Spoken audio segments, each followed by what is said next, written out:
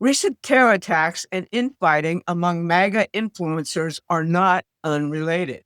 They're part of a coordinated psychological warfare operation by British intelligence to divide Trump's base and make his America First agenda impossible to implement.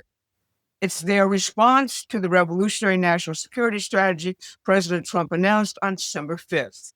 That document tells Europe to re-adopt its Western civilizational identity or face, quote, erasure. Our nation's economy, our hemisphere, and potential trade and economic alliances in Asia and with Russia are priorities in that order. And we will not go to war unless our own interests are directly threatened. You see their response in the events of this past weekend. ¿Qué está pasando? ¿Dónde? Alista, escucha, alista porque está pasando algo. Algo está pasando, pero no sé qué. Pero ¿dónde va la guru? That's a terrorist attack on a crowd of over 1,000 celebrating Hanukkah on Sunday in Australia by a father and son from Pakistan. It followed the ambush murder of two Iowa National Guardsmen and their American civilian translator by ISIS in Syria on Saturday. Because of time differences, both events emerged here on Saturday morning and Saturday evening. The media would have you believe these three events, the new national security strategy and the murder of 15 Jewish worshipers on Hanukkah and the wounding of dozens more, and the ambush of our soldiers by ISIS in Syria, are discrete and unrelated events. That's just not true.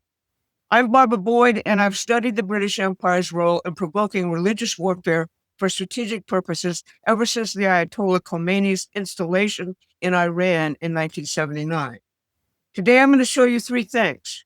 First, how the British Empire has historically used religious war to undermine and attack its enemies. Second, a little noticed feature of Trump's new national security document.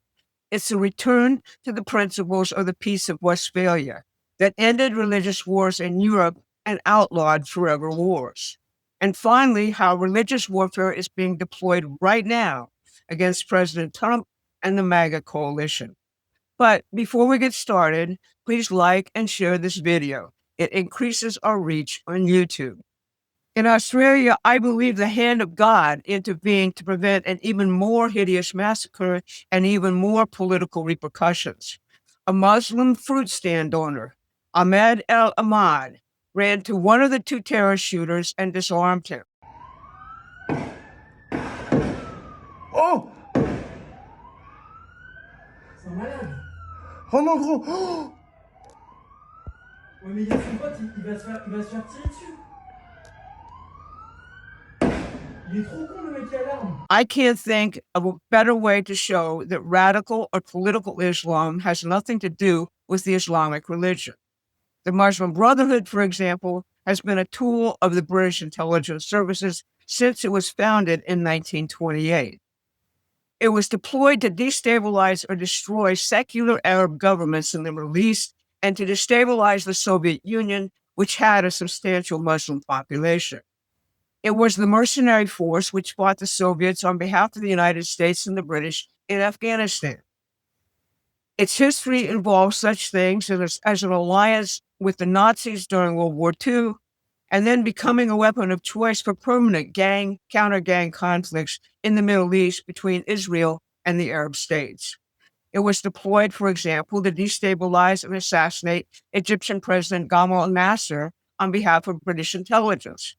Nasser had nationalized the Suez Canal and began the rapid industrial development of Egypt, both dire threats to British interests in the Middle East. It was deployed by Barack Obama in 2011 to oust Egypt's Hosni Mubarak in the so-called Arab Spring. Our government, through Zbigniew Brzezinski, Samuel Huntington, Bernard Lewis, and their clash of civilizations war against the Soviets in Afghanistan, joined the British in funding and growing this terrorist movement. The support and harboring of these terrorists in London in the last part of the 20th century became so notorious that French intelligence called London Londistan. Similarly, revisionist Zionism or Jewish supremacism, like that practiced by the fanatics surrounding Benjamin Netanyahu, has very little to do with Jewish religious tradition.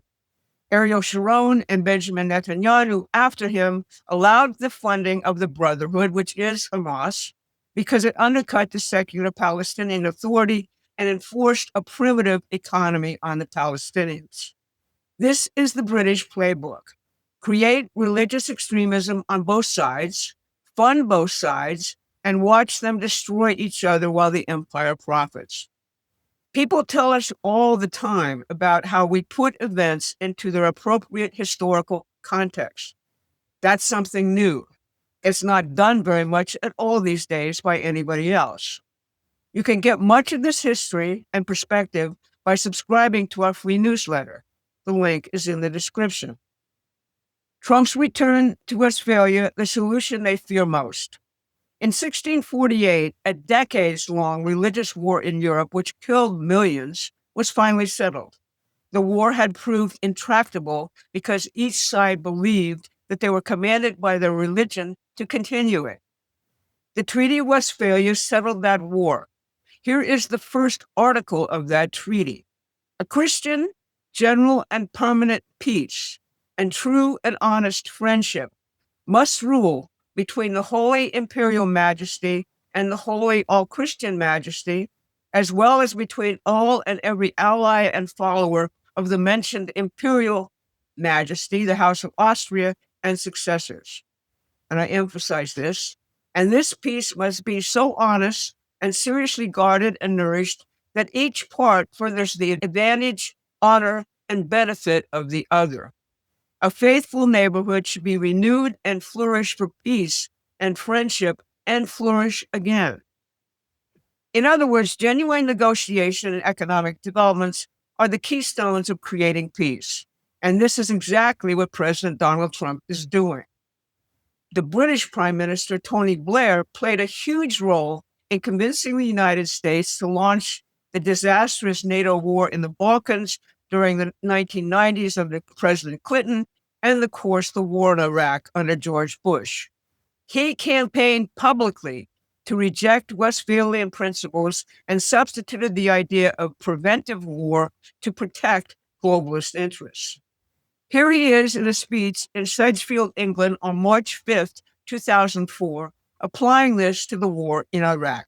So, for me, before September 11th, I was already reaching for a different philosophy in international relations from a traditional one that has held sway since the Treaty of Westphalia in 1648, namely, that a country's internal affairs are for it, and you don't interfere unless it threatens you, or breaches a treaty, or triggers an obligation of an alliance. I did not consider Iraq fitted into this philosophy. This is what gave us the forever wars after September 11, 2001. This is the doctrine which the new national security strategy rejects outright.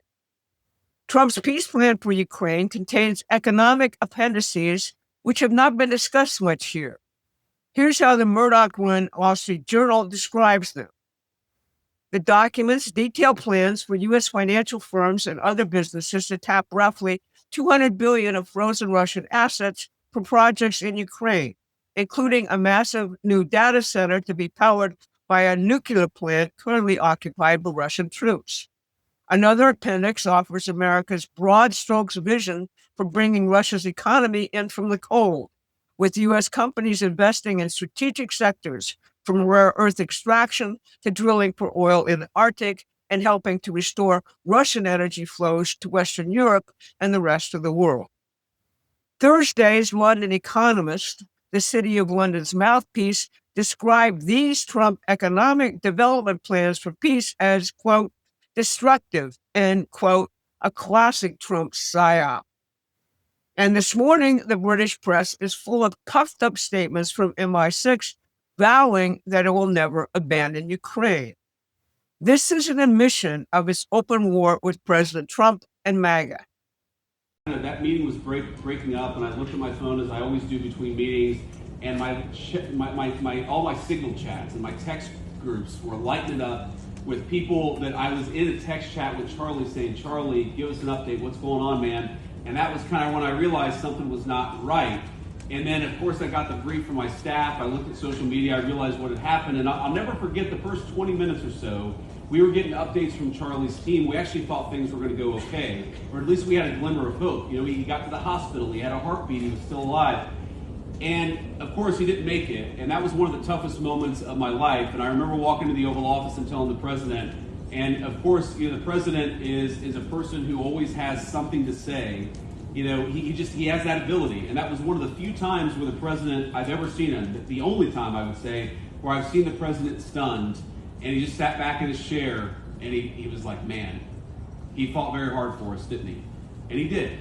And that's one of the things that I want to take into 2026 is this sense of how many people have sacrificed for me, have sacrificed for the President of the United States, have sacrificed for all of us to be able to do the job that we do. Now, the level of psychological warfare operations deployed against the coalition which won the 2024 election has been phenomenal. It intensified after Charlie Kirk's assassination.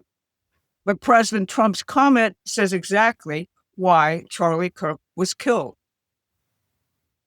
But big social media influencers claiming to be pro-Trump have endlessly claimed that the Mossad or paid operatives of the president's Jewish donors killed Charlie because he was about to denounce Israel.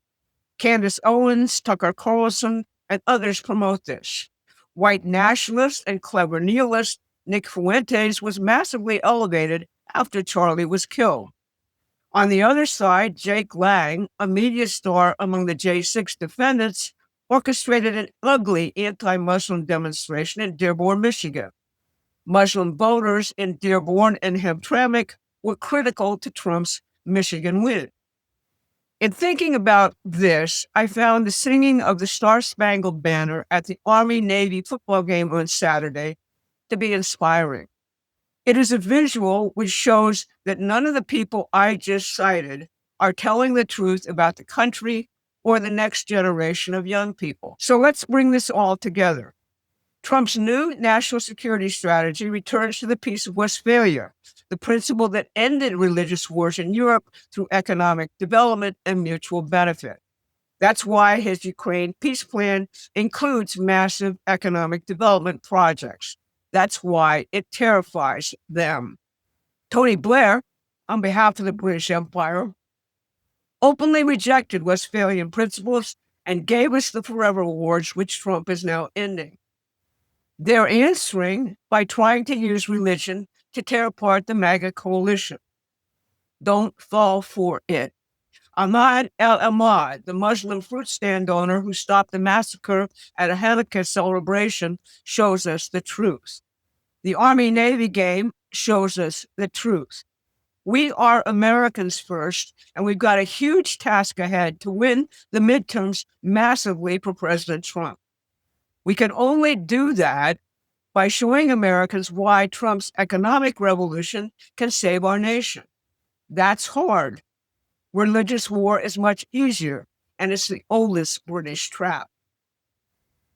Now, as you know, we're building a movement, and the only funding we have is from this audience. Please help us by contributing as much as you can. I'll see you again on Thursday for our question and answer show. I'm sure I generated a lot of questions for you today. Thanks for watching. Please take a moment and subscribe to our free newsletter at prometheanaction.com.